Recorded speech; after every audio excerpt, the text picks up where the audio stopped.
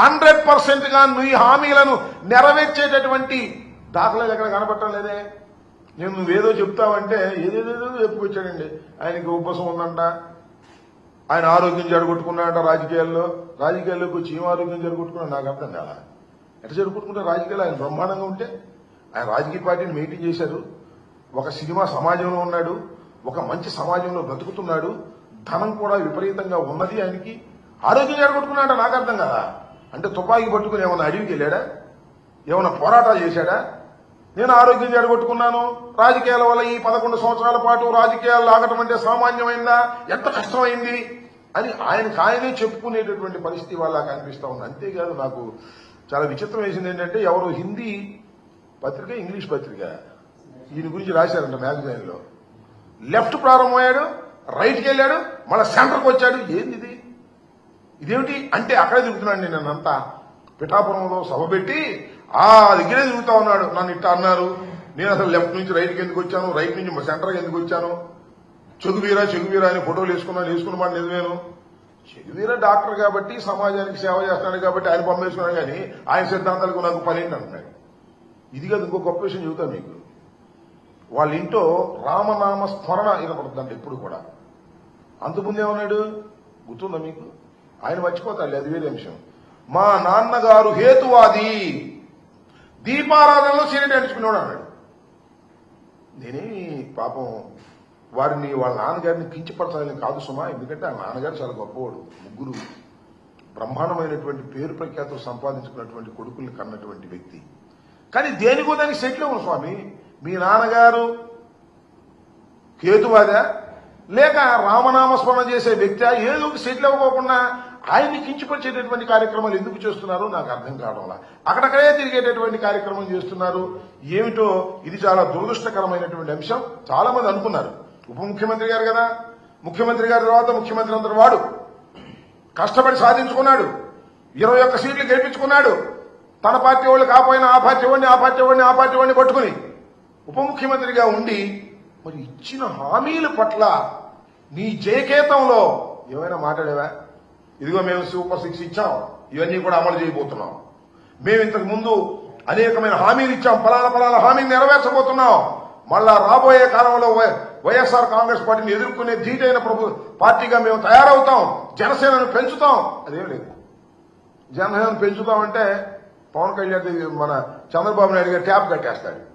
అందువల్ల ఆ మాట అనేటటువంటి ధైర్యం లేకుండా మాట్లాడేటటువంటి ప్రయత్నం ఇవాళ చేస్తున్నారు. మళ్ళా కొత్త విషయాలు చాలా గొప్పగా మాట్లాడండి. మీకు గుర్తుందిగా ఆ మధ్యన ఉత్తరాది వారి అహంకారం ఏమిటి, ఉత్తరాది వారి మన దక్షిణాది మీద పత్రం ఏంటి అని జింజుకున్నాడు, స్లోగన్లు ఇచ్చాడు. మనం మారిపోయాడండి. ఇప్పుడు ఉత్తరాది వారి అహంకారం పోయి ఉత్తరాది వారికి దక్షిణాదిని కాపాడటం కోసం ఆయన ఒక సైనికుడిగా తయారయ్యాడు. మొత్తం వెళ్ళాడు. షణ్ముఖ వ్యూహం అంట, అదేంటో నాకు అర్థం కాల. ఒక వ్యూహం నుంచి ఒక వ్యూహం, ఆ వ్యూహం నుంచి ఈ వ్యూహంగా మారుతాడు. ముందేమో ఎర్ర కండువా వేసుకుంటాడు, ఆ తర్వాత మళ్ళీ ఏదేదో కండవాలు వేసుకుని మళ్ళా వచ్చి కాషాయ రంగు వేసేసుకుంటాడు. ఎందుకు మారావు అసలు ఏమిటి ప్రజలకు చెప్పాలి కదా. ఎలా మార్పు చెందుతూ వచ్చావు సిద్ధాంతం చెప్పాలి కదా. నాకు అర్థం కాలేదు. ఎక్కడో చోట సెటిల్ అవ్వాలి కదా, ఎక్కడ సెటిల్ కావట్లా. ఎక్కడ సెటిల్ అవుతాడో అర్థం కావట్లా. గాల్లో కొట్టుకుపోతా ఉన్నాడు ఎటుబడితట్టు. ముందు తుపాకీ కొట్టడం ద్వారా రాజ్యాంగం రావాలి, విప్లవకారుణ్ణి. మీకు గుర్తుందో లేదో చిరంజీవి గారు చెప్పాడు ఒక సందర్భంలో, అసలు మా ఊడు అడవులకి వెళ్ళిపోతాడని భయపడ్డామండి, అంత విప్లవకారుడిగా బయలుదేరాడు, ఏదో చివరికింత సినిమాల్లోకి వచ్చి అయ్యాడు అనేటువంటి పద్ధతుల్లో మాట్లాడారు. నాకు అర్థం కానటువంటి అంశం ఏంటంటే, నాకే కాదు ఎవరికీ అర్థం కానటువంటి పరిస్థితి. ఇవాళ అనేకమైన హామీలు ఇచ్చినటువంటి ప్రభుత్వం మీ కూటమి ప్రభుత్వం. ముగ్గురు కలిసి అధికారంలోకి వచ్చారు, మమ్మల్ని ఓడించారు, గద్దె దించుతా ఉన్నారు, దించారు, అయిపోయింది. మీరు మీ సంగతి ఏంటి? గద్దెకి మీరేం పగలిస్తున్నారని అడుగుతా ఉన్నా, మీరేం చేస్తున్నారని అడుగుతా ఉన్నా. ఇవాళ జయకేతనం అని చెప్పి మీటింగ్ పెట్టి అందరినీ పిలిచి మీరు మాట్లాడింది ఏంటి, మీకు చెప్పింది ఏంటి, ఏమి అర్థం కానటువంటి ఒక అగమ్యం గోచరంగా ఇవాళ పవన్ కళ్యాణ్ గారు ప్రవర్తిస్తున్నాడు. ఆయనకి అసలు ఒక సిద్ధాంతమే లేదు. షణ్ముఖ వ్యూహం అని చెప్పేసి ఒక వ్యూహం నుంచి మరొక వ్యూహం, ఆ రకంగా ఊసర వెలిలాగా మారిపోతున్నారు. సెటిల్ కానటువంటి పరిస్థితి ఇవాళ కనిపిస్తా ఉంది. వాలంటీర్లు మోసం చేశారు.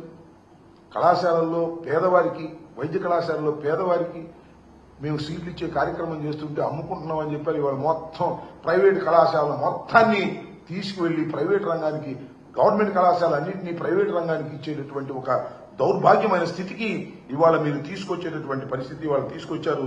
ఇది చాలా దురదృష్టకరమైనటువంటి పరిణామాన్ని మనం చేస్తున్నాం. అంతేకాదు ఇవాళ కూటమి ప్రభుత్వంలో ఉన్నటువంటి శాసనసభ్యులు కానీ, ఎంపీలు కానీ, మంత్రులు కానీ ఏం జరుగుతుంది? వాళ్ళ దోపిడీ, ఇసుక దోపిడీ, మట్టి దోపిడీ, బియ్యం దోపిడీ. అసలు జనసేనలో ఉన్నటువంటి శాసనసభ్యులందరూ కూడా దోపిడీ చేస్తుంటే హాయిగా చుక్కలు లెక్కడుతున్నావు నువ్వు. అదేమంటే నువ్వు వీరుణ్ణి, సూర్యుణ్ణి, అవినీతికి వ్యతిరేకం, ధర్మం కోసం పరిపాలన చేస్తాను, కోపం వస్తుంది నాకు, ఇవన్నీ మాట్లాడతాం. మీ వాళ్ళు దోచుకుంటుంటే మాత్రం నీకు ఏ రకమైన కోపం రాదు. మీ వాళ్ళు డైరెక్ట్ గా లెక్చర్లు కొడుతున్నారు, డాక్టర్ల మీద తిరగబడుతున్నారు. అసలు నీకు అతి ప్రియమైనటువంటి మంత్రి గారు ఉన్నాడు, ఆయన కలెక్షనే పనిగా బియ్యం, రైసు, విజిలెన్సు, దాడులు, సీజు, మళ్ళా ఓపెను, డబ్బులు. ఈ మధ్య సీజ్ ది షిప్ అని సముద్రంలోకి వెళ్ళావు, మళ్ళీ తిరిగి వచ్చావు. పర్థం లేని మాటలు మాట్లాడేటటువంటి పరిస్థితికి వల్ల మీరు దిగజారిపోయినటువంటి పరిస్థితులు ఉన్నాయి. అసలు మీ సిద్ధాంతం ఏంటో, మీ పరిస్థితి ఏంటో మీకే తెలియని పరిస్థితుల్లో మీరున్నారనేది ఇక్కడ నేను చాలా స్పష్టంగా చెప్పదలుచుకున్నాను. ఏది ఏమైనప్పటికీ కూడా ఒక పద్ధతి ప్రకారం ముందు వెళ్లవలసినటువంటి మీరు పద్ధతి తప్పి ఇష్టానుసారంగా వెళ్తున్నారు. ఒకసారేమో తెలుగుదేశానికి సపోర్ట్ చేస్తారు, ఒకసారేమో వ్యతిరేకించినట్టుగా నటిస్తారు. కారణం ఏంటంటే తెలుగు